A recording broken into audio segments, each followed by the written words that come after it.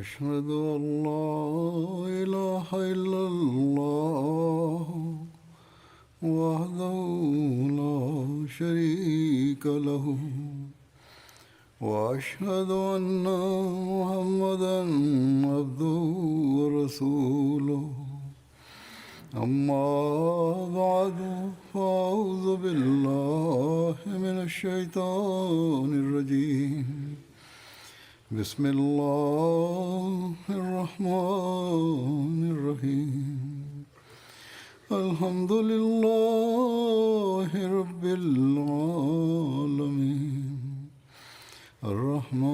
الرحمن الرحيم مالك يوم الدين إياك نعبد وإياك نستعين اهدنا الصراط المستقيم صراط الذين أنعمت عليهم غير المغضوب عليهم ولا الضالين.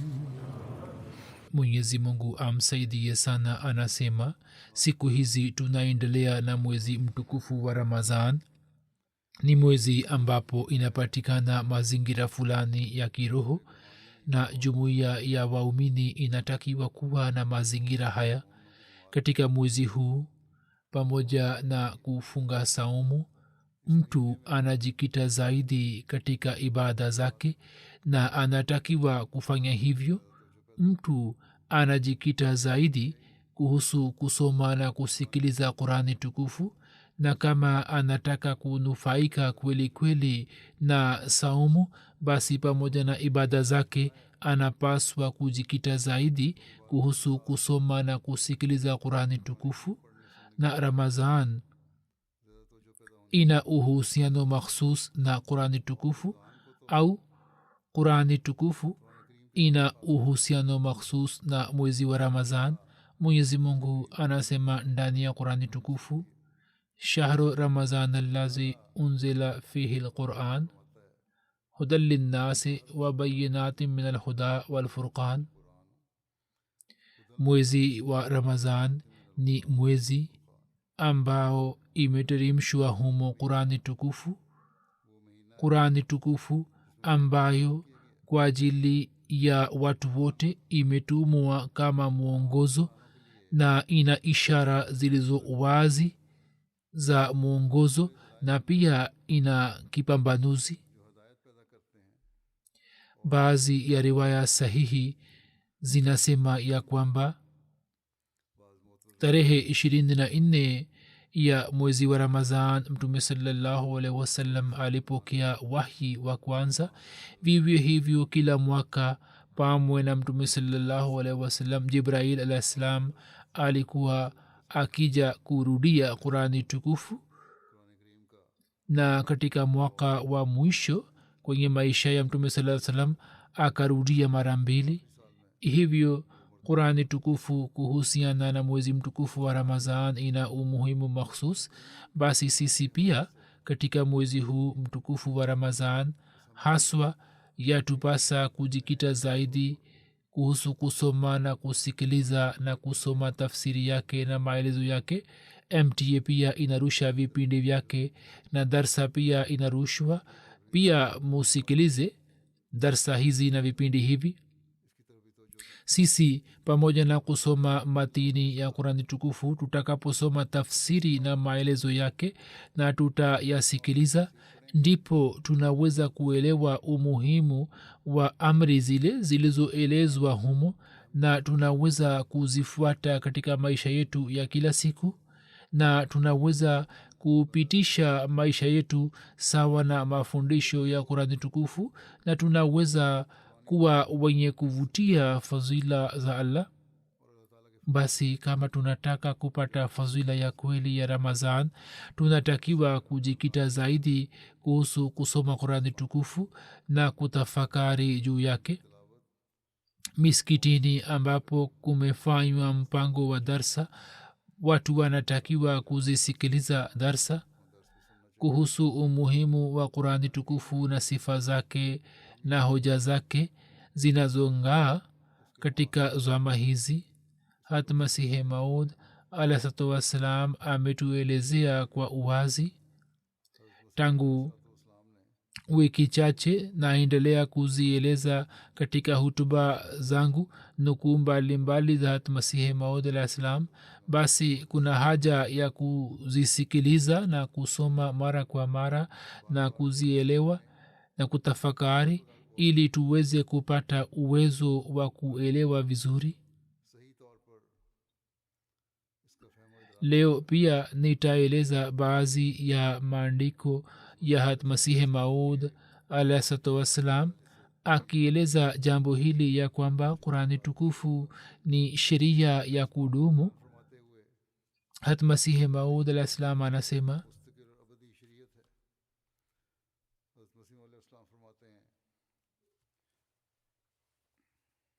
hikma na amri za mwenyezi mungu zinakuwa ni za aina mbili. zingine zinakuwa ni za kudumu na zingine zinatokana na muda na haja za wakati. japokuwa humo pia kunakuwa na sifa fulani ya kudumu hata kama ziwe kwa muda na zinakuwa na sifa ya kudumu. kwa mfano katika safari kwa ajili ya swala na saumu kuna amri zingine, na katika hali ya utulivu zipo amri zingine. kwa mfano katika safari kuna ruksa ya kujumuisha swala au kufupisha swala, na katika hali za kawaida mtu anaswali swala kamili. vivyo hivyo ni saumu ambazo katika safari mtu hatakiwi kufunga, na katika hali ya kawaida ni wajibu kwa kila mwenye afya kufunga saumu. kisha alisema, na hii ni amri ya pili, ya kwamba mwanamke anapotoka nje anatoka na baibui. amri hii ni kwa ajili ya mama huyo katika hali makhsus, na akiwa nyumbani anakuwa hana haja ya namna hiyo kwamba aendelee kutembea nyumbani akiwa amevaa baibui. kama kuna amri ya kuzingatia hijabu, basi hiyo ni pale ambapo yupo nje ya nyumbani, na kingine ni kwamba kina nani ambao atazingatia hijabu mbele yao, na ni kina nani ambaye hayupo kwenye orodha hiyo. kisha akifanya malinganisho anasema kwamba amri za taurati na injili zilikuwa ni za muda, na mtume sallallahu alaihi wasallam alileta sheria na kitabu hicho ni sheria ya kudumu. hivyo yale yote yaliyomo ndani yake ni kamili na yamekamilika. qurani tukufu ni kanuni ya kudumu, na taurati na injili hata kama qurani isingekuja, hata hivyo zingesitishwa, kwani hazikuwa kanuni za kudumu na za milele.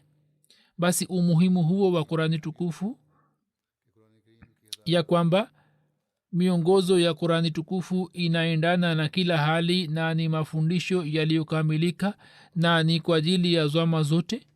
wenye kuleta shutma, kwa mfano aliyotoa wa hijabu, wanaleta shutma juu yake wakisema ya kwamba kwa mujibu wa zama hizi hijabu si kitu cha lazima, na saa nyingine mabinti zetu pia wanashikwa na athari zake.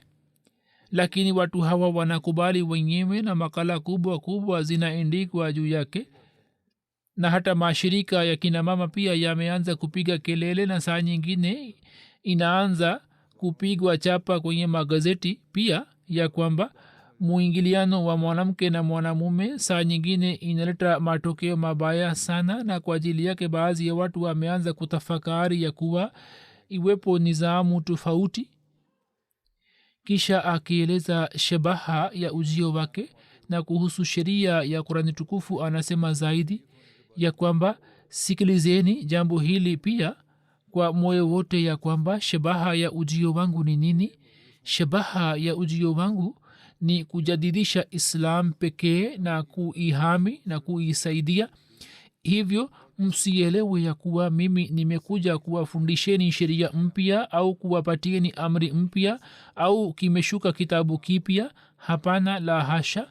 Kama mtu anawaza hivi, katika rai yangu yeye amepotea sana na hana dini. Sheria na utume umekwisha kamilika juu ya mtume sallallahu alaihi wasallam, na sasa hakuna sheria inayoweza kuja. Kurani tukufu ni khatamul kutub, na humo hakuna nafasi ya mabadiliko hata ya chembe, isipokuwa ndio kweli ya kwamba baraka na fadhila za mtume sallallahu alaihi wasallam na matunda ya mafundisho ya Qurani tukufu na miongozo yake hayakumalizika, bali katika kila zama yanapatikana. Na kwa ajili ya kuthibitisha fadhila na baraka hizi Mwenyezi Mungu amenituma. Yani kila mtu hawezi kufahamu mafundisho ya Qurani tukufu. Yapo mambo yanayohitaji maelezo zaidi, ambayo kwa ajili ya kuyaeleza Mwenyezi Mungu katika zama hizi za mwisho, kama alivyosema kwamba amenituma. Kisha anasema kwamba Qurani tukufu ni muujiza ambao mfano wake haujawahi kupatikana wala hautapatikana katika siku za usoni,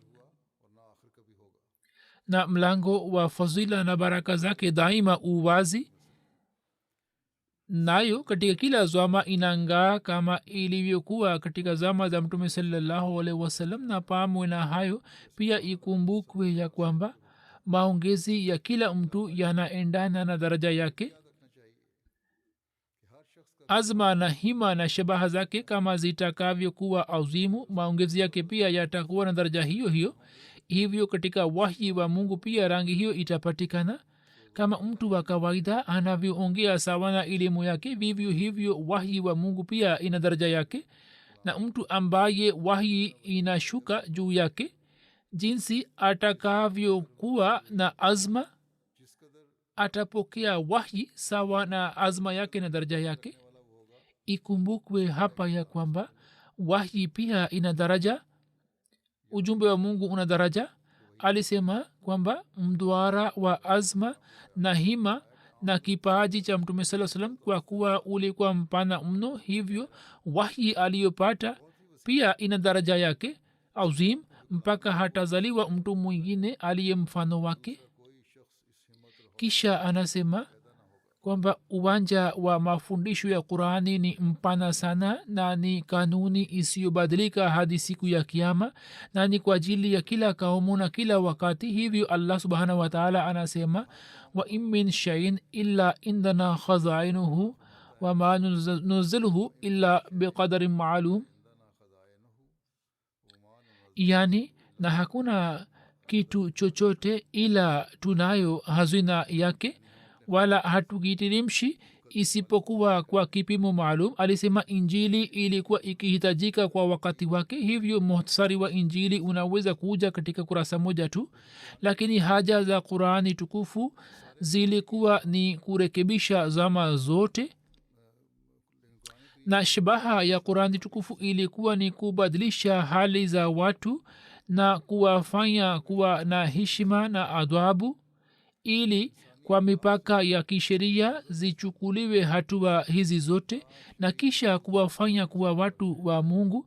Japokuwa ni maneno mafupi, lakini maneno hayo yana mada mpana sana, kwa kuwa kwa Mayahudi na tawilio na wenye kuabudu moto na kwa kaumu mbalimbali hali ya kidini ilikuwa imekwisha haribika.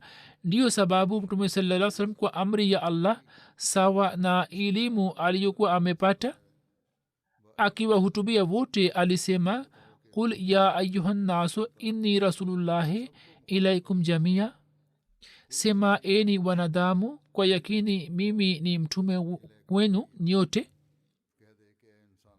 Mimi ni mtume kwenu nyote. Hivyo ilikuwa muhimu kwamba Qurani tukufu pia ingekuwa na mafundisho yale yote ambayo yalikuwepo katika nyakati tofauti, na ingejumuisha kweli zote ambazo katika nyakati tofauti zilikuwa zimetoka mbinguni na kufikishwa kwa wakazi wa ardhi. Yani mambo ya zamani sawa na hali Qurani ingeweka ndani yake. Na alisema qurani tukufu ilikuwa imelenga wanadamu wote na si kaumu moja makhsus au inchi au zama, na injili ilikuwa imelenga kaumu makhsus. Na ndiyo maana masihi alisema mara kwa mara ya kwamba nimekuja kuwatafuta makondoo wa wana wa israeli waliopotea. Lakini kwa amri ya allah, tangazo hili la mtume saa salam ya kwamba mimi ni mtume wa allah kwa ajili ya dunia nzima ni uthibitisho na ushahidi wa jambo hili ya kwamba kurani tukufu kwa ajili dunia nzima ni njia ya mwongozo kwa ajili ya kaumu za zamani sawa na hali zao ili waambia, na pia kwa ajili ya wapya kuna amri, na hiyo ndiyo sheria moja ya kudumu, na mina ghairi yake hakuna sheria nyingine ambayo imeshuka juu ya mtume muhammad sallallahu alaihi wasallam, akieleza ya kwamba kurani tukufu ni hazina za mafundisho yote. Anasema ya kwamba kurani tukufu ni hekima na ni sheria ya milele na ni hazina za mafundisho yote, na hivyo muujiza wa kwanza wa kurani tukufu ni mafundisho yenye daraja ya kwanza, na kisha muujiza wa pili wa kurani tukufu ni bishara zake zenye shani azim. hivyo katika sura fatiha, sura tahrim na sura nur kuna bishara kubwa kubwa zenye shani azim, na maisha ya mtume saa salam aliyoishi makka yamejaa na bishara. mtu mwenye akili akiwa na hofu ya allah akitafakari juu zake ataweza kujua ya kwamba ni bishara chungu nzima za ghaibu alizopokea mtume sallallahu alaihi wasallam. je, wakati ule ambapo kaumu nzima ilikuwa adui wake na yeye hakuwa na msaidizi wala rafiki, kisha kusema kwake ya kwamba sayuhzamu ljamu wayuwalluna dubur, sayuhzamu ljamu wayuwalluna dubur, linaweza kuwa jambo dogo? yaani kundi lao litashindwa nao watakimbia wakigeuza mgongo, ambayo maana yake ni kwamba alisema je, hilo linaweza kuwa jambo dogo? kwa mujibu wa sababu na vifaa mtu anaweza kusema kwamba wao watalazimika, watakwisha, lakini mtume saa salam katika hali hiyo anatoa bishara za kufanikiwa kwake na kushindwa kwa maadui zake, na mwishowe hivyo ndivyo itokavyo. bishara hii ambayo imetajwa ndani ya kurani tukufu, bishara hiyo mwenyezi mungu alikuwa amempatia alipokuwa katika makka, na akampatia mwanzoni kabisa ambapo kulikuwa na hali ya udhaifu katika makka, na kisha bishara jinsi ilivyotimia katika vita vya ahzab kwa kawaida sisi tuaona, na pia ilitimia katika sehemu zingine ambapo jeshi kubwa la makafiri likakimbia waislamu. kisha anasema kwamba baada ya miaka 1300 silsila iliyoanzishwa na bishara zinazohusika na muda na zama hizi zina shani zisizo na mfano wake. yaani bishara za zama za masihi maud alisema zina shani azim. nyingi nimeshaeleza katika hutuba ya nyuma, na hadi sasa zinaendelea kutimia kwa shani. alisema kwamba leteni bishara za kitabu chochote cha dunia, je, bishara za masihi zinaweza kushindana nazo? kisha akieleza sifa na uzuri wa kurani tukufu ya kwamba kila amri ya kurani tukufu ina shabaha yake makhsus na ina kusudio lake.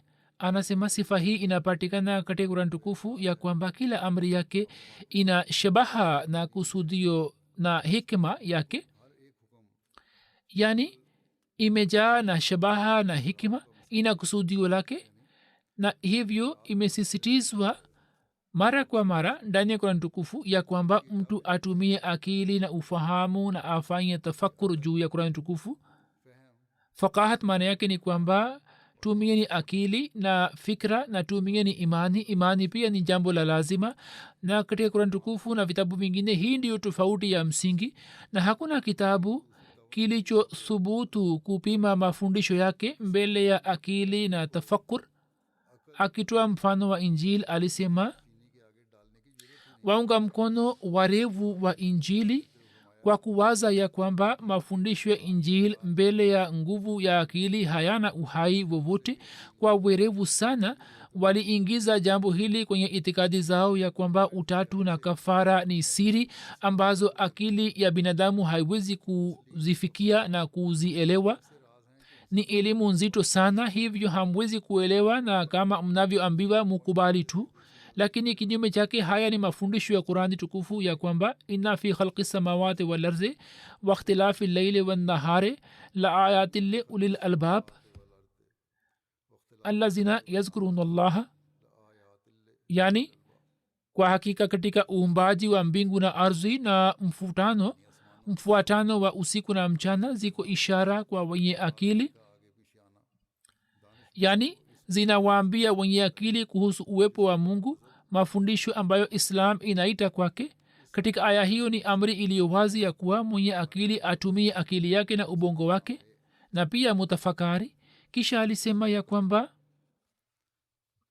akieleza kuhusu Qur'ani tukufu ya kuwa hiki ni kitabu kilichotunzwa na pia ushahidi wa mafundisho ya Qur'ani tukufu umetolewa na kanuni ya asili. Alisema, Mwenyezi Mungu anasema, innahu la Qur'anun karim fi kitabin maknun la yamassuhu illa almutahharun. Bila shaka hii ni Qur'ani tukufu yenye heshima katika kitabu kinachohifadhiwa, hawaigusi ila wale waliotakaswa. Alisema bali masahafu hiyo nzima imehifadhiwa katika sanduku madhubuti ya kudra ya Mungu. maana yake nini? Qur'ani tukufu ni katika kitabu kinachohifadhiwa na dhati yake haishi juu ya kurasa tu, bali imo katika kitabu kilichofichika ambayo inaitwa sahifa ya fitrat. Yani ushahidi wa mafundisho yote ya Qur'ani tukufu unatolewa na kila chembe cha ulimwengu huu, na mafundisho na baraka zake si masimulizi fulani ambayo yatafutwa kwa wakati, bali yeyote atakaye yaelewa na atayafuata atafanikiwa kupata fadhila za Allah. Lakini ikumbukwe ya kwamba siri zake na undani wake zinafunguka kwa wale ambao ni watukufu na waliotakasika, na kwa ajili yake kuna haja ya kunufaika na uwepo wa watu watukufu. Na katika zama hizi huyu ni Hazrat Masihi Maud alaihissalatu wassalam, ambaye akipata elimu kutoka kwa Allah yale yote aliyoyaeleza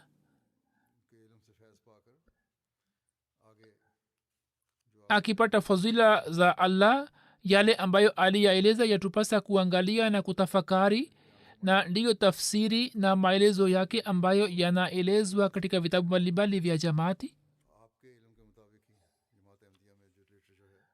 Kwa nini Qur'ani tukufu imepewa jina la zikr?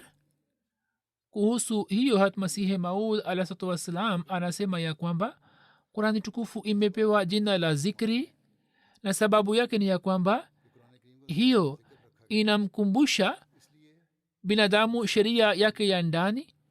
Na alisema Qur'ani tukufu haikuleta sheria mpya, bali inakumbusha sheria ile ya ndani ambayo imewekwa ndani yake katika sura mbalimbali kwenye nguvu mbalimbali. Ni upole, kujitolea, ushujaa, ujeuri, ghadhabu, kurizika kwa kile alichonacho na kadhalik.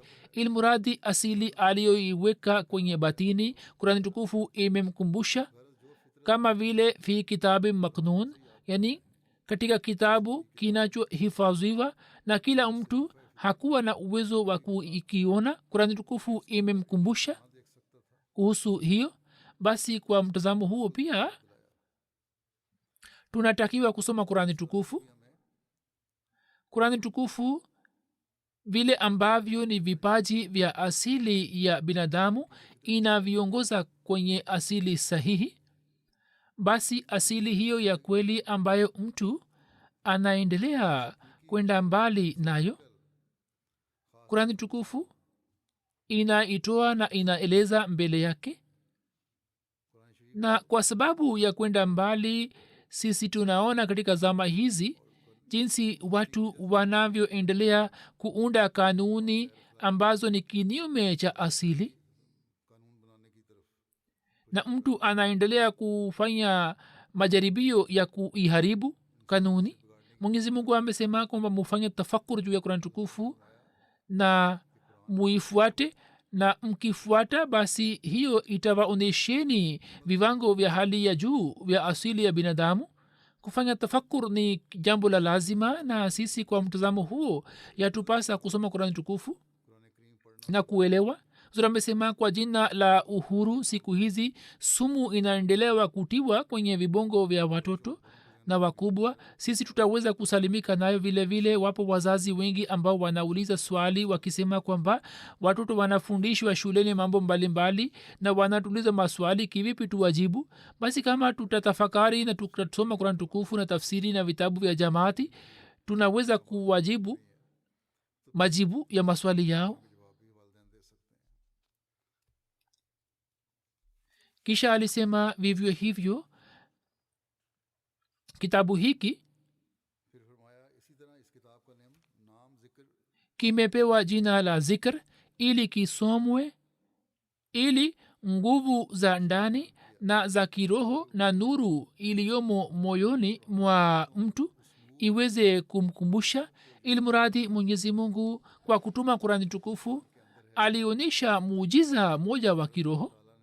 Someni Qur'ani tukufu mara kwa mara, na hiyo itaendelea kuwakumbusheni ili mtu aweze kujua kuhusu maarifa na haki na nguvu zake za kiroho ambazo alikuwa hazijui. Lakini ni masikitiko makubwa ya kwamba kwa kuacha shabaha haswa ya Qur'an tukufu ambayo ni huda lil muttaqin, inafahamika kuwa mjumuiko wa visa vichache tu, na kwa ubinafsi mkubwa kama walifanya washirikina wa Arab wakisema kwamba asatirul awwalin inaachwa. Alisema ya kwamba zama ile ilikuwa ni zama za ujio wa Mtume sallallahu alaihi wasallam, na Qur'ani tukufu ilikuwa imeshuka, ambapo ilikuwa imekuja ili kukumbusha kuhusu kweli za dunia zilizokuwa zimepotea. Lakini sasa zama imewadia ambayo kuhusu zama hizi Mtume alikuwa ametoa bishara ya kwamba watu watasoma Qur'ani tukufu, lakini Qur'ani tukufu haitashuka chini ya hulkumu yao. Na hayo ndio tunayoangalia. Wapo makari wengi, wapo wasomi wengi, lakini hakuna matendo. Alisema kwamba sasa mnaona kwa macho yenu jinsi watu wanavyosoma Qur'ani tukufu kwa sauti nzuri na kwa matamshi mazuri, lakini haishuki chini ya hulkumu yao, hakuna utekelezaji wake. Hivyo Qur'ani tukufu ambayo jina lake la pili ni zikr, na katika zama zile za mwanzo kama ilivyokuwa imekuja ili kumkumbusha binadamu kuhusu kweli zake na asili yake kwa mujibu wa ahadi ya Allah ya kwamba inna lahu lahafizun. Katika zama hizi pia alikuja mwalimu mmoja kutoka mbinguni ambaye ni msadikishaji wa akharina minhum lamma yalhaqu bihim, na ni Maud, na ndiye ambaye anaongea kati yenu. Alieleza kuhusu zati yake. Lau kama waislamu watumie akili na mtu ambaye Mwenyezi Mungu amemtuma watege masikio na wasikilize na waone hali yao ya ndani, waone haja ya zama, waone hali ya kawaida ya waislamu, kwa kusisitiza juu ya fatwa za kizwahiri tu, wasijaribu kuzalisha Islam bali waelewe uhakika wa Qur'ani tukufu. Kwa vitu vile sisi wanajumuiya daima tunatakiwa kujichunguza ya kwamba sisi kwa kiasi gani tukielewa uhakika wa Qur'ani tukufu na mafundisho yake tunajaribu kuifuata kwenye maisha yetu ya kila siku. Kisha akieleza jambo hili ya kwamba Qur'ani tukufu inataka kutujulisha kuhusu elimu za kweli. Anasema Mwenyezi Mungu kama anavyotaka kwamba watu wamwogope yeye, pia anataka ya kwamba nuru ya elimu izalike katika watu, sio hofu pekee bali ipatikane mwanga wa elimu, na kwa kupitia kwayo waweze kufikia daraja za maarifa, ili maarifa iweze kupatikana na fikra zao zipanuke, kwani ujuzi wa elimu za haki upande moja unazalisha hofu ya kweli. Wakati huo huo elimu hizi zinamsaidia mtu kumtambua allah. mumini anapotafakari juu ya kurani tukufu na zile ambazo ni elimu za dunia, yeye anazipima juu ya mizani ya kurani tukufu, hapo anapata maarifa na hofu pia anapata. Alisema lakini wapo wenye bahati mbaya ambao kwa kuzama katika elimu za dunia wanakwenda mbali na kanuni za mungu na wanapata mashaka kuhusu zati yake, na wapo baadhi ambao wanaenda kinyume chake na wanaacha dini elimu za kidunia. Yani wapo baadhi ya watu ambao kwa msingi wa elimu za kidunia wanamsahau mungu, au wengine kwa jina la allah wanaogopa elimu za dunia na wanaziacha na wanasema kwamba hizi si sahihi. Alisema kwamba kurani tukufu imetoa mafundisho yote mawili na imetoa kwa ukamilifu wote. Kurani tukufu inataka kutujulisha kuhusu elimu za haki na inamwelekeza binadamu, kwani kwa kufanya hivyo hofu ya mungu inazalika, na pale mtu anapopata maendeleo katika maarifa ya allah anazidi katika mapenzi yake na upendo wake. Na mtu kurani tukufu inampatia fundisho la kubaki chini ya kanuni ili aweze kupata sifa ya kumtegemea allah, na akielewa uhakika wa kuwa razi juu ya ridhaa ya allah apate utulivu wa kweli na amani ambayo ni kusudio haswa la vukufu. Kisha alisema mwenyezi mungu ameipatia umati huu kurani tukufu ambayo ni chemchem na chimbuko la elimu za kweli. Mtu ambaye anapata elimu na maarifa ambayo yameelezwa ndani ya kurani tukufu, ambayo yanapatikana kwa uchamungu wa kweli na kwa hofu ya allah tu, ye anapewa elimu ambayo inamfanya kuwa mfano wa manabii wa israeli. ndiyo jambo hili ni kweli kabisa ya kwamba mtu ambaye amepewa silaha fulani asipotumia silaha ile, hilo ni kosa lake na si kosa la silaha. wakati huu hii ndiyo hali ya dunia. waislamu japokuwa walikuwa wamepewa neema ya kurani tukufu ambayo inawapatia wokovu kutoka kila upotevu na inawaondoa kutoka kila giza, lakini wao waliacha na hawakujali mafundisho ya kurani tukufu, na matokeo yake ni kwamba wamekwenda mbali na kurani tukufu na islam. basi kama asemavyo masihi maula salam, waislamu wakiwa mbali na mafundisho azim ya kurani tukufu wamebaki kama waislamu wa kijina tu. watu wanaendelea kuonyesha video fupi juu ya mtandao wa kijamii katika nyakati tofauti ambazo zinatuambia ya kwamba watu hawa hawajui chochote kuhusu islam na mafundisho yake ya msingi na historia yake, na kwa kuwa shekh anasema hivyo, wanachokifanya ni kwamba kupiga takbira zidi ya jumuiya na kuleta hasara katika jamaati, huku wakitumia jina la mtume na sahaba au kurani.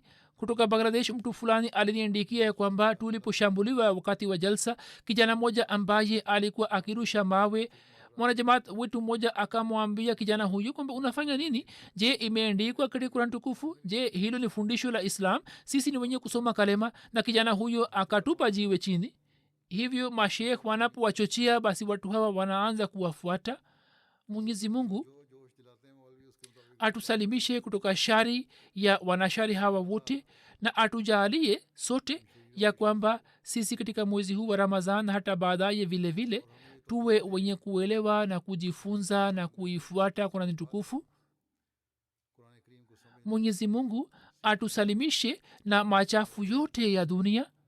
katika mwezi wa ramadhan mujikite zaidi katika maombi. nilivyokuwa nimesema kabla, mwenyezi mungu amsalimishe kila ahmadia wa kila nchi kutoka kila shari, na mbele ya allah wale wasioweza kujirekebisha mwenyezi mungu awafanye kuwa somo kwa wengine, ili watu wengine waweze kushika na kufuata amri za allah. kwa ajili ya dunia pia mufanye dua, mwenyezi mungu aisalimishe dunia kutoka balaa la vita.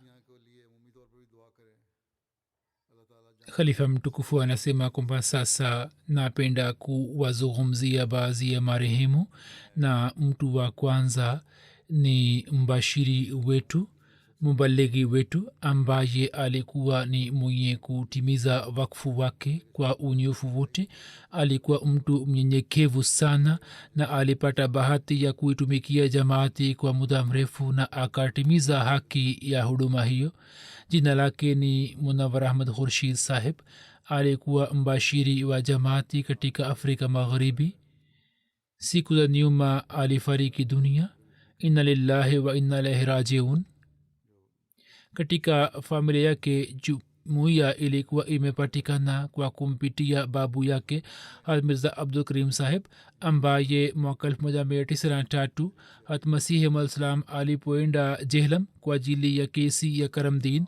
Wakati ule alikuwa amefanya baiati. Kwa wazazi wake watoto walikuwa wakizaliwa walikuwa wakiugua na kisha kufa. Yeye alipozaliwa yeye pia akaugua. Walikuwa hawaoni njia yoyote.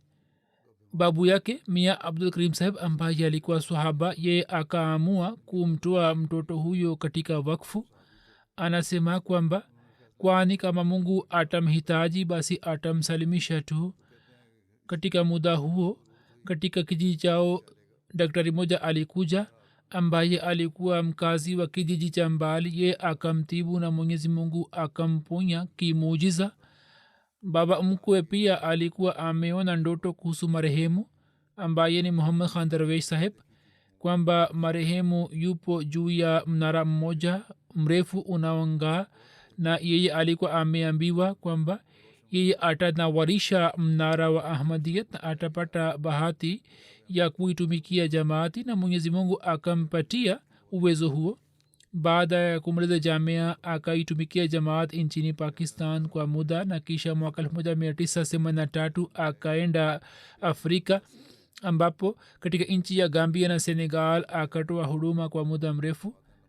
Katika Gambia akapata nafasi ya kuitumikia jamaati kama amiri. Kisha kwa sababu ya marazi yake akahamia Uingereza mwaka 2005, lakini hata kutoka hapa pia akaendelea kuendesha nizamu ya jamaati ya Senegal mpaka mbashiri akaenda huko na nizamu ikastawi kule. Kisha katika muda huo kuanzia mwaka 2008 hadi 2012 akaendelea kuitumikia Jamia Ahmadiyya Uingereza kama mwalimu. Popote alipopata nafasi akafanya kazi kubwa. Akapata bahati ya kupata baiati nyingi. Wabunge 40 walijiunga na Ahmadiyat kwa kupitia yeye, na juu ya mafanikio yake hayo Khalifa mtukufu wa nne rahimahullahu taala kwenye hutuba yake ya jalsa salana alikuwa amempatia lakabu ya mshindi wa Senegal. Katika jalsa salana Ujerumani aliwaleta wabunge 15. Kisha tuzo ya Pama ambayo wabashiri mbalimbali wanapewa, huyu pia alipewa tuzo ya Abdurrahim Nayyar. Aliendelea kuenda Hispania juu ya amri yangu. Waafriki wanaoishi huko akawahubiri na alifanya kazi nzuri sana. bayati nyingi zimepatikana huko. Chini ya Ansarullah Britania yani Uingereza aliendelea kusimamia darasa la Qurani tukufu kwa kupitia mtandao wa kijamii. Kazi hii aliendelea kuifanya hadi kifo chake. Ameacha nyuma vijana 3 na mabinti 3 na mke. Kijana wake mmoja ni mbashiri wa jumuiya anayetumikia jamaat hapa Uingereza. Daud Hanif Sahib ambaye ni mwalimu mkuu wa Jamia Ahmadiyya Canada pia aliwahi kuishi katika Gambia. Alikuwa amir jamaat marehemu alipoenda huko.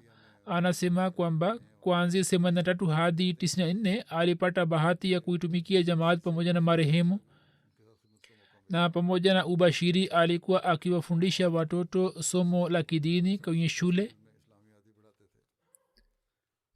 Anasema kwamba nchini Senegal hali ya kimahubiri ilikuwa tete, yani haikuwa rahisi kufanya mahubiri nchini Senegal. Anasema kwamba mwaka 1985 mwishoni mwa mwaka alipelekwa kwenye kijiji cha Frafini kijiji kinachopatikana mipakani mwa senegal, na akiwa hapa ilikuwa kazi yake ya kufanikiwa na kupanga mipango ya mahubiri. kazi yenyewe ilikuwa ngumu sana. serikali ya senegal ilikuwa haimpati mpakistani wiza wa kuishi, lakini maulvi khurshid saheb alikuwa na uwezo na kipaji kwamba alikuwa akijenga uhusiano mzuri na watu. kisha alikuwa akijua lugha ya kifaransa, hivyo alipopelekwa huko basi katika muda si mrefu akajenga uhusiano mzuri na maafisa waliokuwa mipakani. kisha akaanza kuitembelea senegal kwa sababu ya uhusiano ule ule, na kisha nchini senegal katika shule moja ya primary, shule moja ya msingi, kulikuwa na mwalimu mkuu marehemu. kwa kupitia yeye alianza kujifunza lugha ya kifaransa zaidi, na alikuwa ameomba ruksa kutoka maafisa kwamba apatiwe ruksa ili aweze kujifunza lugha ya kifaransa kutoka mwalimu huyu mkuu aliyekuwa abdusalam bari saheb. hayo yalikuwa mafanikio yake, hivyo akaendelea kuitembelea senegal katika nyakati tofauti. kisha kulikuwa na kitambulisho maksus ambacho alipata yeye, na chini ya kitambulisho hicho angeweza kwenda senegal kwa kutumia magari ya gambia. hivyo alikuwa anapeleka literature na alikuwa anafanya mahubiri na akapata bayati nyingi. kulikuwa na mkoa wa kalik na wahamadia walikuwa wakiishi. yeye akiwa na mwalimu mmoja hamid ambai akafanya kazi kubwa na akafungua matawi mapya. uzra amesema kwamba kule kulikuwa na barabara mbovu zenye vumbi, barabara za vumbi, au saa nyingine barabara zilikuwa haziwepo, lakini marehemu alikuwa akienda kuwatembelea watu mbalimbali kwa kutumia pikipiki, na njia yenyewe ya pikipiki ilikuwa ngumu kiasi kwamba kwa sababu ya vichaka alipokuwa akiendesha pikipiki miguu yake ilikuwa inapata majeraha, lakini hakujali majeraha yake na akaendelea kufanya mahubiri. kisha daud hani sahib anaandika ya kwamba mwanzoni kazi hii ilikuwa ngumu sana. sisi tulikuwa tukifanya mahubiri kwa uangalizi mkubwa, kisha polepole tulipojenga uhusiano na maafisa na jumuiya ikaanza kujulikana, na almasihi salam amekuja kuhuisha islam. tulianza kuwafikishia watu ujumbe huo na tukawapa maafisa ujumbe huo. hapo ikawa rahisi kuitembelea senegal. marehemu alikuwa akiitembelea senegal bila kukosa, na kisha katika mkoa wa kalak matawi mbalimbali yakapatikana na idadi ya matawi ikaanza kuongezeka, na pikipiki kama nisemavyo zilikuwepo sehemu ambapo hata alikuwa akishindwa kupata pikipiki, na hapo alisafiri kwa kutumia magari yanayovutwa na punda, na akafika kwenye vijiji vya mbali mbali. wabashiri wa siku hizi wameniindikia kwamba tulipofika huko watu wakatuambia kwamba muda mrefu sana maulana ahmad khurshid alikuwa akitutembelea, na alikuwa anakuja kututembelea katika hali ngumu sana, na alipokuwa akienda huko kufanya mahubiri alikuwa akiishi nao, na alikuwa akila mahindi au mtama tu pamoja na maji, na hicho kilikuwa chakula chake. na kisha alikuwa akikwenda mbele kwa ajili ya mahubiri. hakujali kwamba amepata makazi mazuri ya kuishi au la, amepata chakula au la. sehemu ambayo aliipata akaishi, na chochote alichopewa kwa ajili ya chakula akala. na kwa sifa zake hizo watu walikuwa wakimpenda sana, na yeye akafanya mahubiri mazuri. khalifa mtukufu wa nne alipokuwa ameona ruya kwamba katika nchi ambamo lugha ya kifaransa inatumika jumuiya inaendelea kupata maendeleo, marehemu akitoka kutoka mkoa wake akaelekea nchini senegal. alipelekwa huko ambapo akafanya mahubiri, akawahubiri watu wenye umuhimu katika jamii, na akawahubiri wa ubunge, na hivyo wabunge wapatao 14 wakapata bahati ya kujiunga na jamaati, jambo ambalo likaleta athari kubwa juu ya jamaati, na kisha jumuiya ikaanza kuimarika zaidi na zaidi.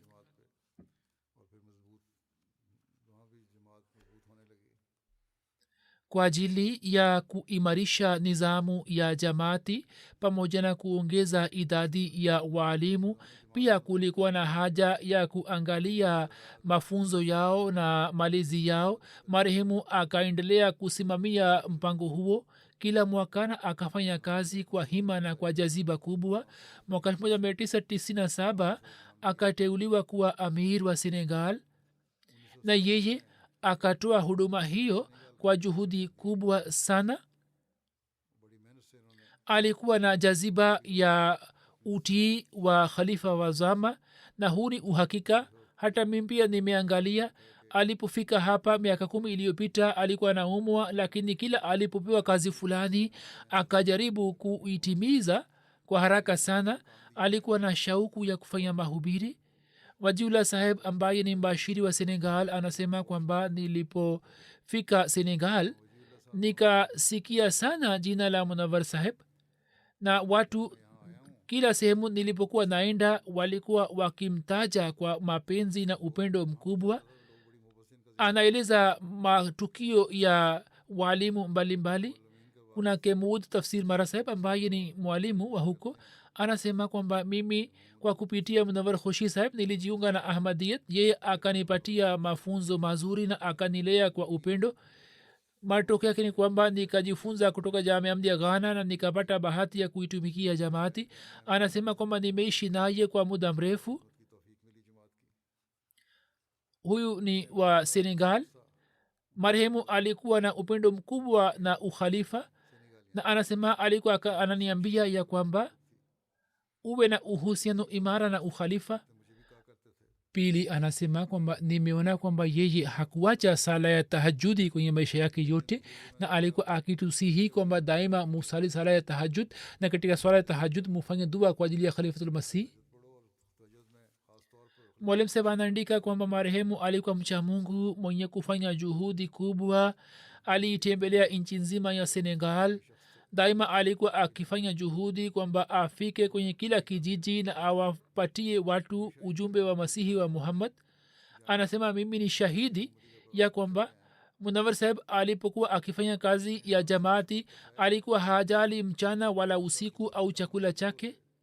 alikuwa na uhusiano imara na mwenyezi mungu, na mara nyingi tulikuwa tunashuhudia. anasema kwamba safari moja kulikuwa na kipindi fulani, mpango fulani wa jamaati, watu walikuwa wamekuja kushiriki. ahmadi moja akaugua na akataka kurejea, akampatia ruksa ya kurejea, lakini alipoanza kukalisha kwenye basi munawar saheb akamzuia, akasema kwamba usikae kwenye basi hii, ukae kwenye basi nyingine.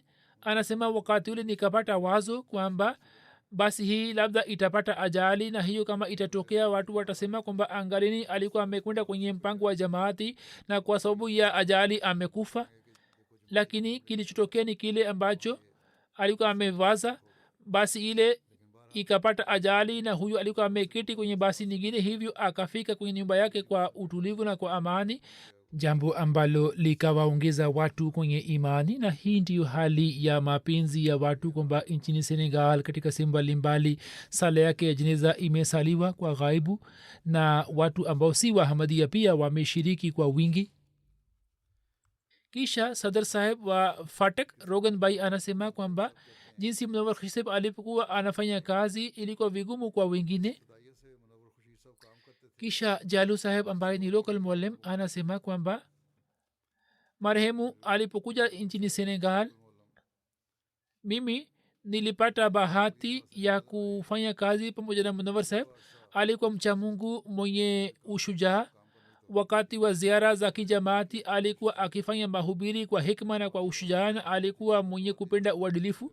alikuwa anawatumikia wanajamaati kwa upendo na kwa uadilifu. raja buran saheb anasema kwamba alipougua katika siku za mwisho alikuwa anafanyiwa dialysis. siku moja alikutana nami kwenye harusi, akasema kwamba nimefungua duka. nikasema na yake ni nini? akasema kwamba ninapokuwa nyumbani hivyo nje ya nyumba yangu nimeweka meza moja na nimeweka maji na literature na wanaopita mbele mimi nawanywesha maji na pia nawapatia vipeperushi. Alikuwa hakuketi bila kazi kwenye marazi, akafungua njia mpya. Wanaosema kwamba kivipi wafanye mahubiri, njia za mahubiri watu wakitafuta zinapatikana tu. Mtu anapaswa kuwa na jaziba na shauku. Kisha alikuwa na kipaji kingine kwamba alikuwa anajifunza lugha kwa haraka sana. Katika nchi ya gambia lugha mbalimbali zinatumika, alikuwa anazijua lugha nyingi. Na alikuwa anasema wabashiri wetu wa gambia ambao wamesoma hapa na wamekwenda huko, abdullah saheb na abdurrahman saheb na muhammad mubai saheb, anasema kwamba watu hawa wanatokana na makabila tofauti, hawezi kuelewa lugha ya wengine, lakini mimi najua lugha zao zote. mke wake nusra jahan sahiba anasema kwamba aliwalea watoto kwa njia nzuri, alikuwa mwenye kuwapenda sana, alikuwa na upendo mkubwa na ukhalifa, alitimiza haki ya wakfu, alifanya juhudi ya kufuta hitilafu na kufanya sula baina ya watu, alikuwa mkarimu sana. nchini afrika alipokuwa akinda kwenye ziara alikuwa anatuambia kwamba musiwe na wasiwasi kwamba mimi nitarejea lini, nitakapomaliza shughuli zangu nitakuja tu.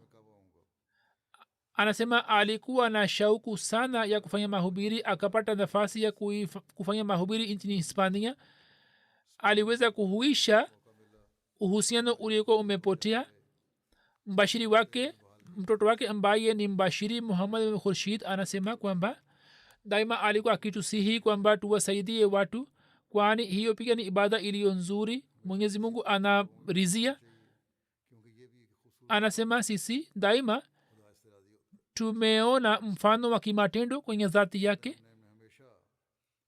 salman salmi saheb kutoka hispania anasema kwamba wakati wa kuishi nchini hispania nilipata nafasi ya kwenda pamoja naye katika mahubiri, na mimi nilishuhudia jambo moja mara kwa mara kwamba kila alipokuwa akimsalimia mpite njia alikuwa anaongea naye, na katika muda si mrefu alikuwa akijenga uhusiano imara, na alikuwa anatuambia kwamba huyu anatokana na kijiji fulani na fulani, na maeneo yaliyo karibu na kijiji chake ni maeneo fulani nimeyatembelea. alikuwa anawajua watu mbalimbali wa kijiji chake, na kwa kuwa alikuwa anaongea naye katika lugha yake, mtu huyo alikuwa anasikiliza mambo yake na alikuwa anafurahi vile vile. na baada ya kukutana naye mara mbili mara tatu alikuwa anakuja karibu na jamaati, na kisha alikuwa anamfikishia ujumbe wa jamaat. anasema ilikuwa haitoki hivi kwamba afikishe ujumbe, kwanza alikuwa anajenga uhusiano wa kizati, na kisha mara ya pili mara tatu alikuwa anafanya mahubiri na kumpatia ujumbe wa jamaat. anasema hadi wakati ule ardhi ilikuwa tayari, na kwa sababu ya uhusiano wake na hulka zake watu walikuwa wanafanya baiati.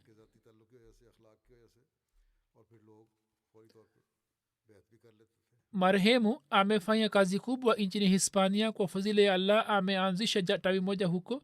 alikuwa na shauku sana ya kufikisha ujumbe wa islam na ahmadiyat, na huu ni ukweli kabisa.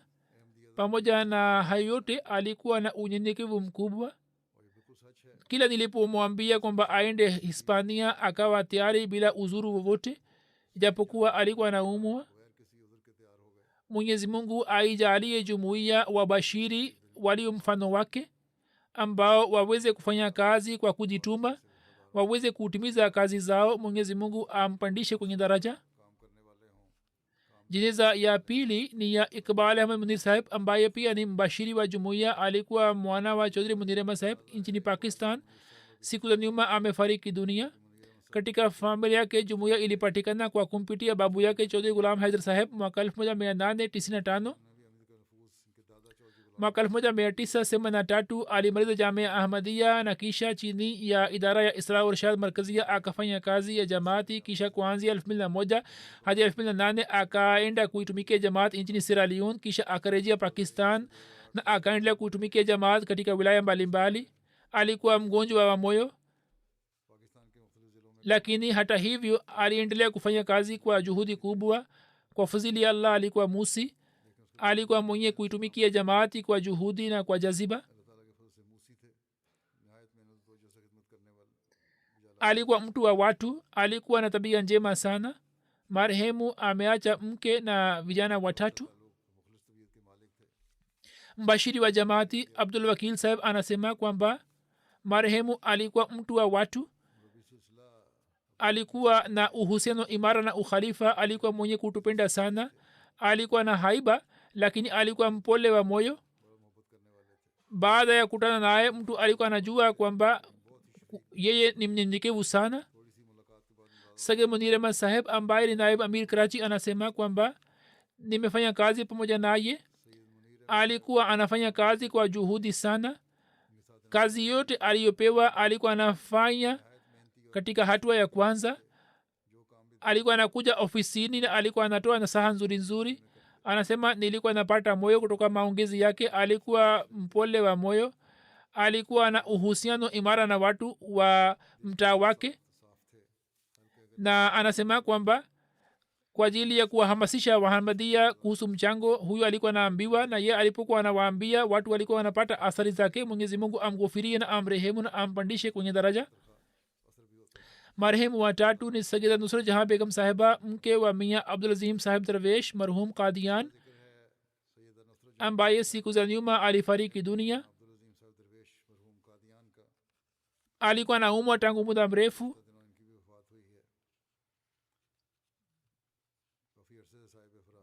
katika zama za udarweshi huyu alikuwa mwanamke wa kwanza aliyetoka jimbo la Odisha na kuja hapa.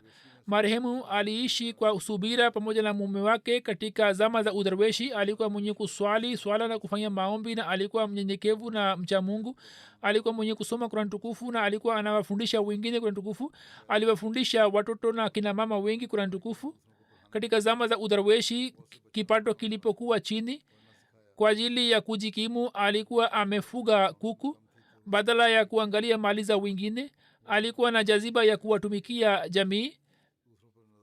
alikuwa anatoa huduma mbalimbali wakati wa mazishi ya kina mama katika Qadian, na alikuwa anatoa msaada mbalimbali. alikuwa na uhusiano makhsus na khalifa wa zama. alikuwa akishiriki kwenye kila mpango. alikuwa musi. ameacha nyuma watoto 4 wa kiume na binti mmoja. huyu alikuwa mama wa pili wa Khurshid Anwar saheb, na alikuwa anti wa dost Muhammad Shahid saheb marhum wa Rakhi Ahmadiyat. Mwenyezi Mungu amghufirie na amrehemu na ampandishe kwenye daraja.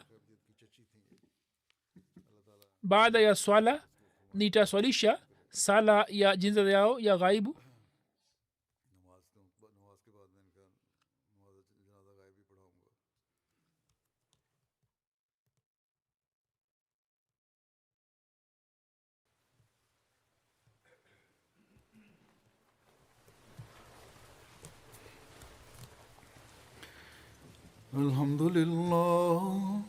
الحمد لله نحمده ونستعينه ونستغفره ونؤمن به ونتوكل عليه ونعوذ بالله من شرور أنفسنا ومن سيئات أعمالنا. من يهده الله فلا مضل له ومن يضلله فلا هادي له.